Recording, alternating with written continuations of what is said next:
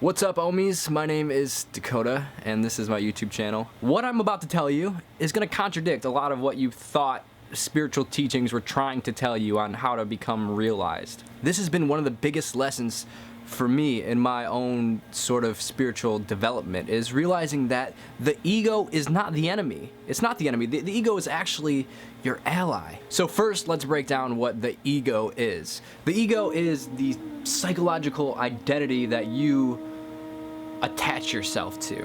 The ego is the symbol and the role that you use to describe yourself. And when you take a step back and you examine yourself, you can see that the ego is actually just a sort of evolutionary and biological tool. It's an evolutionary tool that helps us navigate through this reality as functional humans. So the ego says, I'm Dakota, I have all these hobbies and all these interests. And those things are great. They're great for describing and telling who I am, but they're not good at describing what I am. Every time you have the thought I'm hungry, I'm tired, I want that, this is what the ego is. But ultimately, it's just an illusion.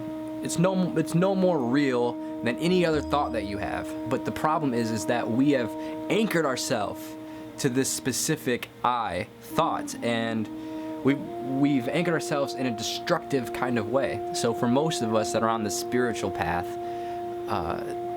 we're told all the time that we need to get rid of the ego. The ego is what is standing in front of us and becoming realized. Well, I'm here to tell you that you don't have to remove anything. There's no contradictions between who you are right this very moment and your true higher divine self. There's no difference between those. They're both expressions of your unity. It's all just a perspective. It's all a channel. You're basically a television with all these different channels of consciousness that you can tune into, and currently most of us are tuned into the ego channel. But all of these are just flashes on the screen. You are actually the screen. You're not the things that are flashing up on the screen. All we need to do is just shift our perspective or just change the channel. What we have to do is overcome attachment to our thoughts. We don't gotta overcome our thoughts themselves. Our mind and our personality, this is what make us human beings. This shouldn't be looked at as an enemy. This is a tool. This is here to help us. It's all about learning to use it. There's no such thing as good or bad. When we can remove ourselves and we can take a step back and just look at reality without our judgments, everything is harmonious. What is chaos to the fly is normal to the spider. So good and evil are just concepts that can be shifted with just a change of perspective, just by a change of the channel. I'm gonna get a lot of comments against what I'm about to say right now, but I think if you can examine the ego truly at a deep level, I think it's a spiritual expression. And I know that sounds really contradictory and paradoxical and crazy, but I think that you thinking that you are a somebody, that alone facilitates the conditions for you to experience. With ego comes desire, and with desire comes experience, and with experience comes wisdom. You know, a lot of people use this language a lot, and I use this language all the time about overcoming. You need to overcome, but true spirituality is not about overcoming anything. We always think it's about transforming ourselves to become reborn into this enlightened Buddha. But true spirituality is about awakening to the fact that you already are a Buddha. If we can shift our perspective from thinking that the ego is some negative thing that we need to get rid of, I think if we can shift our perspective to, wait a minute, this thing is actually my friend that has been here with me since the beginning of my life. And not only is it protecting you instinctually, to like feed yourself and go to sleep, but it's protecting you from all the traumatic experiences that you've had to deal with in your life. Like, for example, when you've gotten bullied in your life, or like when your parents have fought, a lot of us have had to deal with these kind of things in life. So our ego has built up these walls as a defense mechanism to protect ourselves from these sort of experiences. But because we were kids when we were experiencing all of this stuff for the first time, we didn't know how to deal with our emotions properly. I don't even know how to deal with my emotions properly now. So basically, the ego is just a friend that is going crazy trying to protect you, just building all these walls.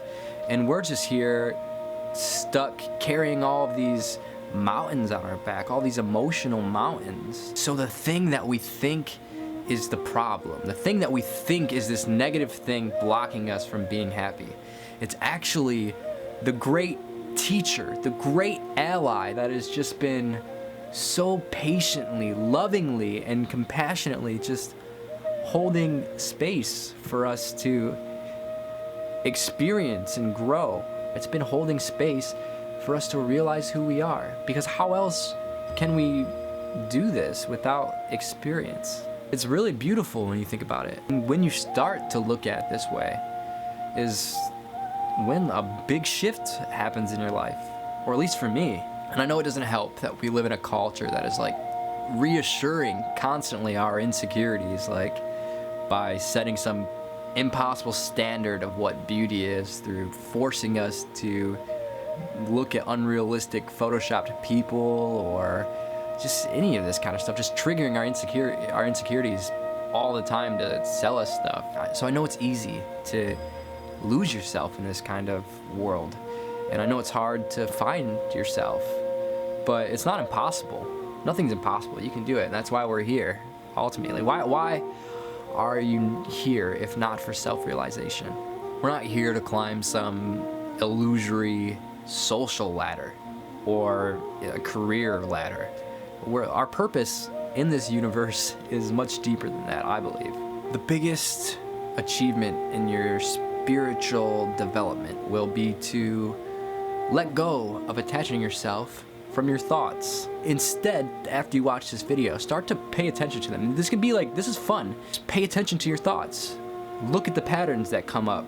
When you see a specific type of person, does it trigger you? Inquire into that. All of these things are deeply rooted, but can be transcended. The ego is a reflection of your higher self's desire to experience and to grow. Ram Dass says, wherever you are is exactly where you need to be. So if you can examine your thoughts, they'll tell you a lot about yourself. You start detaching yourself from your thoughts and just watching them and examining them from a different perspective. Instead of drowning in them, you're floating on a raft above it, just kind of chilling. If we pay attention to what our ego is trying to tell us, we can embark on a journey of self-love and self-discovery where our struggles of separateness dissolve into unity, into oneness, into our natural state. We can use duality to bring us into oneness. There's a yin-yang quality to life. Masculine, feminine, black, white, front, back. Ego, no ego. You can go on forever breaking reality down into categories, but the truth is that one can't exist without the other. My guru once said, within and without mean the same thing or nothing at all. They imply each other, as Alan Watts says. So to sum up this video, embrace your ego. Invite it home with open arms. We are naturally egotistical creatures because, let's be real, humans are a relatively new species. Though it makes sense that we have these tendencies and this mentality of mine. And like I said, our culture exploits us so bad. So it's almost impossible to break the anchor that's chaining us to these negative parts of our ego and our identity. But with a little bit of self-love, a little bit of self-awareness, you can remember who you are. You are the entire universe inside of a human being. And everything that the universe has ever done, ever, since whenever it started, that mysterious creation point, that point led to this moment right now, and to you. You exist because everything since the beginning have been perfect. The conditions have been so perfect for you to just blossom out of this mysterious creation. And as soon as you tune into that, you can experience the overwhelming love of accepting yourself. So just accept yourself. So I hope this video was easy to understand and gave you some extra insight. Even if you don't agree, I hope you found it enlightening to sort of challenge your own views at the very least. Make sure to click subscribe down there, that red button. And you can follow me on social media. My name is Dakota Wint, and that is what my name is on all social media, Twitter, Instagram, Facebook. I'll put the links in the description. And if you want to support me in a way that doesn't really seem like supporting me, because I know it could be weird a little bit, I have a website where I sell t-shirts, and I think you'll like them. This is probably the coolest t-shirt on the planet, and unfortunately it's not one of them, but the second coolest t-shirt is there, and I know you'll find it if you go there. StayHappyStayWeird.com. I'll put that also in the description. Hare Krishna.